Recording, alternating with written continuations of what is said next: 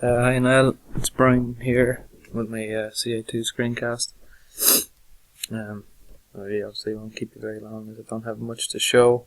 But anyway, I'll start here. This is my depth of field, which I think I have pretty much everything for it. We can see on the scene over here, we have this close teapot is blurred and the far away one is also blurred. But this one in the center is in focus. As far as I'm aware, that's the effect that we're trying to get.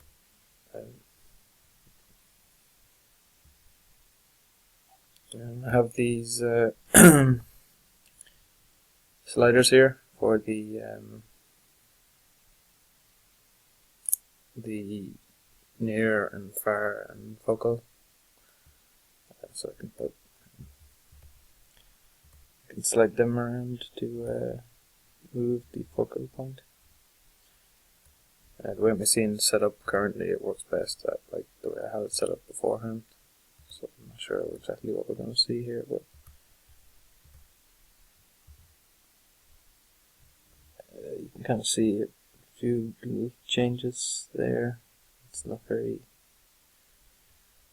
much, but yeah, if I set them up to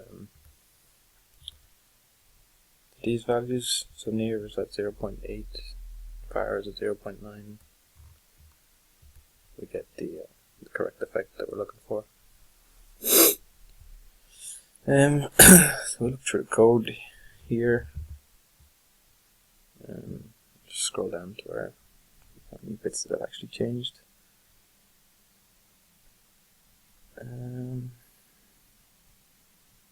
Yeah, so from here, for the past tree, set up num samples and Poisson points I generated using the Poisson generator that you supplied on Moodle. And I just dropped them in place of what was there beforehand. Weights, I used equation 1 from the CA document. I set A to be 1 and sigma to be 0.5.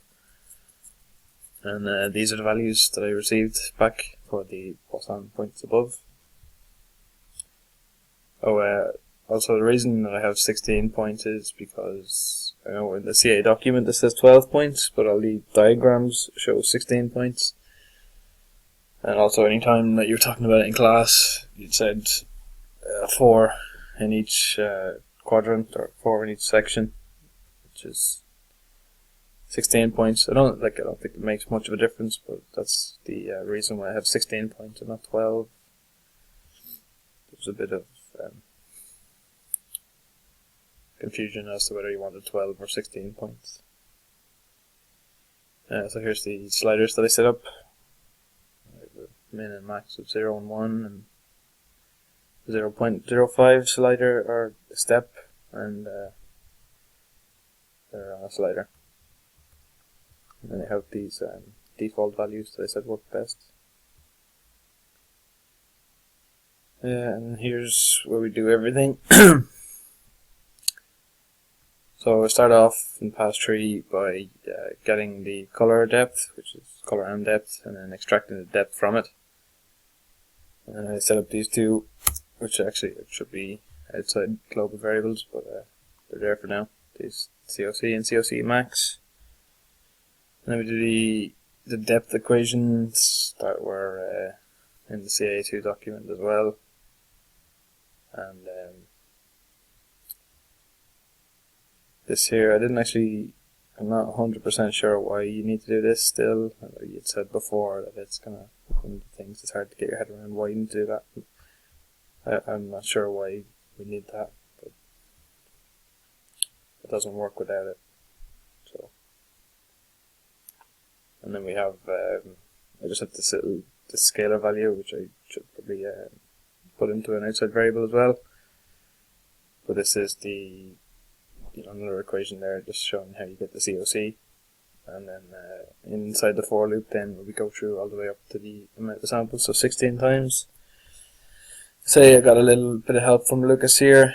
He just showed me what he had for this section, because I wasn't 100% sure what needed to be multiplied, what needed to be added. So got a little bit of help for that section, and then we divide by the sum of all the weights, which is, it's just pre-calculated up here. It's just all of these added together. It was actually -5 I got, -5.3644, blah blah blah. So I don't know if that makes a difference, if it was minus or plus. But I just set it to plus anyway. And then I return back our color, depth 1. So yeah, that's how we get the blur. For the bloom, I haven't done a bloom, but I have maybe a few little bits. I have actually, that's what I just put in, like this half size around the target and quarter size around the target, and